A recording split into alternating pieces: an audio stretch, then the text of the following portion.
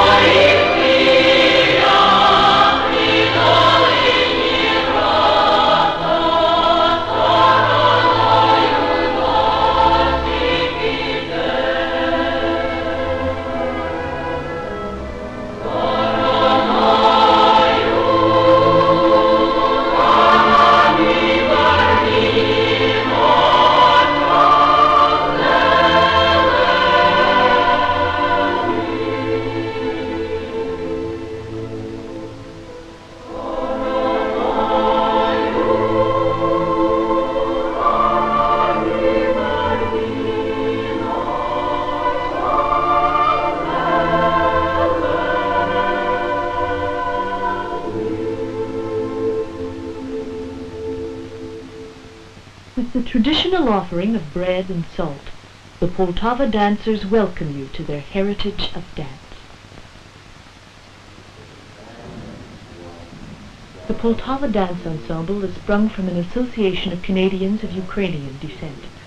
Like many ethnic groups, the Ukrainian immigrants to Canada were motivated by a dream to maintain the language, songs, music, and dance of their homeland, and to inject this culture into the hearts of their children. That's quite a dream, and the Poltava dancers are among its inheritors. But such dreams are not realized overnight. Nor was this one.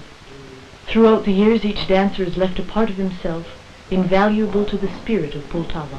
4, 5, 6, 7, 8. The Poltava Dance Ensemble has existed for over 20 years, and many of the young faces you see here are still members of the group. From their first major performance in 1955 for Saskatchewan's Golden Jubilee to one of their most exciting experiences, Expo 67, Canada's 100th birthday, the Poltava dancers have had an impressive history of hard work and determination. This was the young Poltava.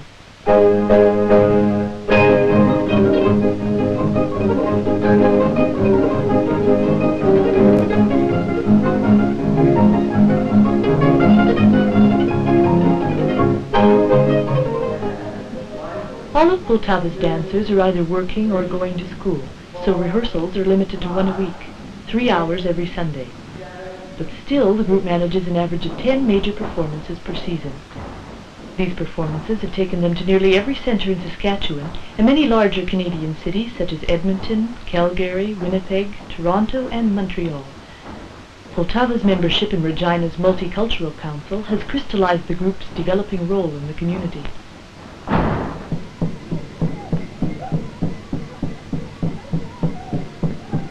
Each year, the ensemble performs at Mosaic, the annual festival of multiculturalism, as well as taking part in community celebrations such as this one, in honor of Queen Elizabeth's visit to Regina.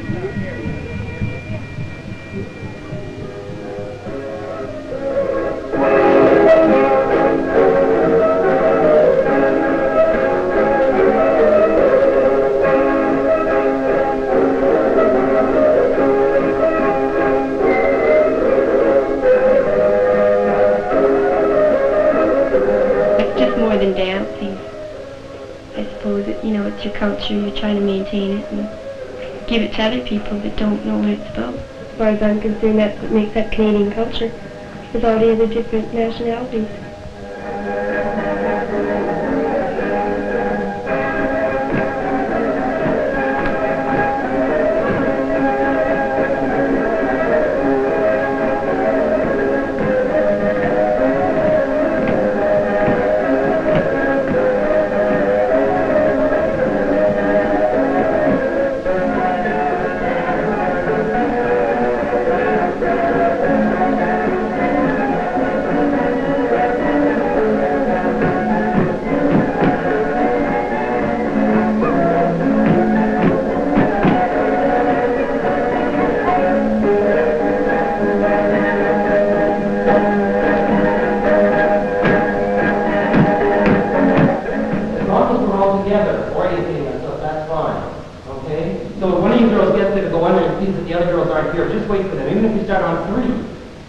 Lots of time with the back. Fast part. Remember this on the heel on 1, 2, and 3, and 4. Bounce to the arms boys like this. Girls, both keep your fingers closed.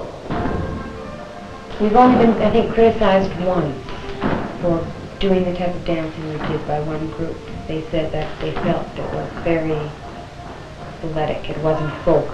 You don't destroy the past, but you've got to develop it. You develop it. Your audience is sophisticated. We attempt to give that choreography, which is the best, which is the latest material to come from the Ukrainian. Of course, that is going to be your prime source. That's your heritage. Ukrainian choreography has been instilled now with a balletic approach.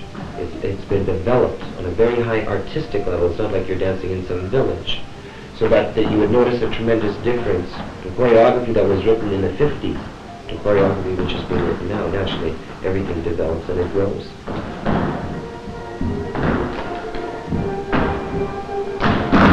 Watch your footwork, because it's so easy that once you think you know something, that the footwork becomes sloppy, because now most people don't notice the footwork, but there are people that do notice the footwork, and they can see it's not clean. So make your everything, even this whole walking section, be absolutely perfect, and get right into the Russian feeling of the whole dance.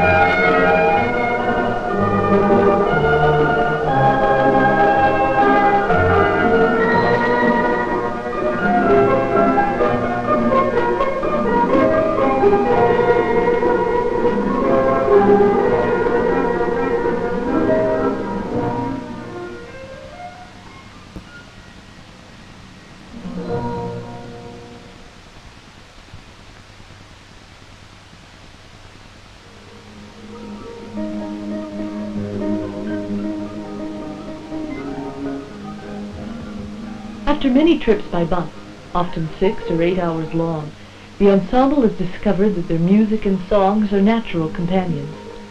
After all the costumes, equipment, and people are aboard, the mandolins come down and the miles fly by.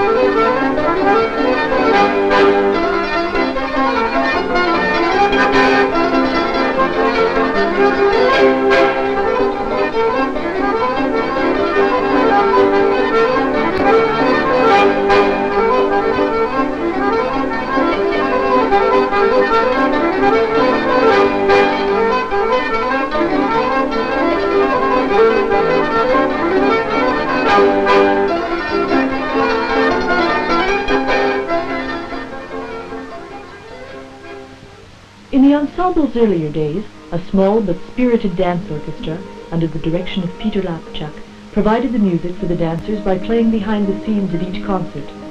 At that time, 2 mandolins, a mandocello, a double bass and a piano were enough to provide adequate accompaniment.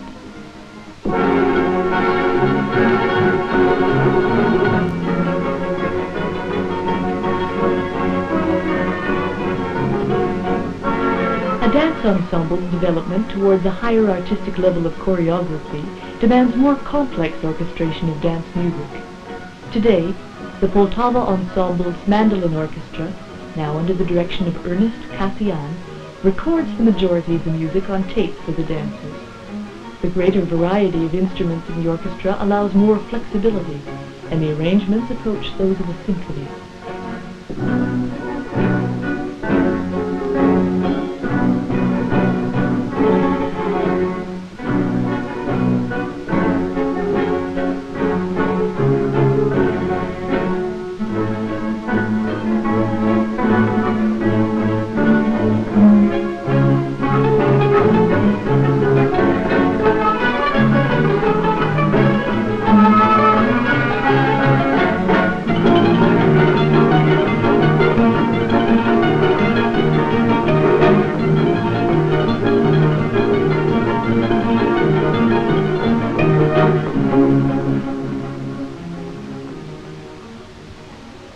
You know deep down inside you love dancing. I know I do. You associate with dancing, you associate with the music, you associate with the costumes, and it's just a feeling you develop. It's a powerful influence. You have to be dedicated to do that. There's just no two ways, but especially to do what we're doing. We work once a week, sometimes more, to spend weekends traveling. You have to really love it or be dedicated to do it.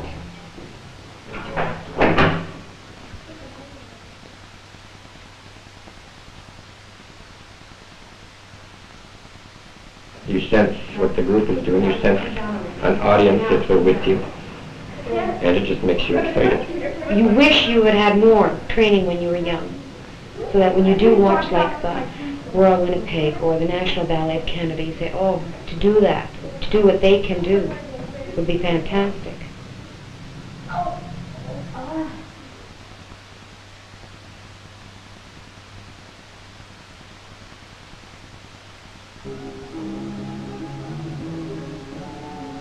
If I'm relaxed, it's sort of a great feeling. You can sort of put everything into it, and then to the audience, if they enjoy it, it makes it all worth it. The final appreciation is that audience. It's that performance. That's the climax. It's true, when you get on the stage and the audience is extremely receptive, it's a tremendous feeling. Because actually we're entertainers.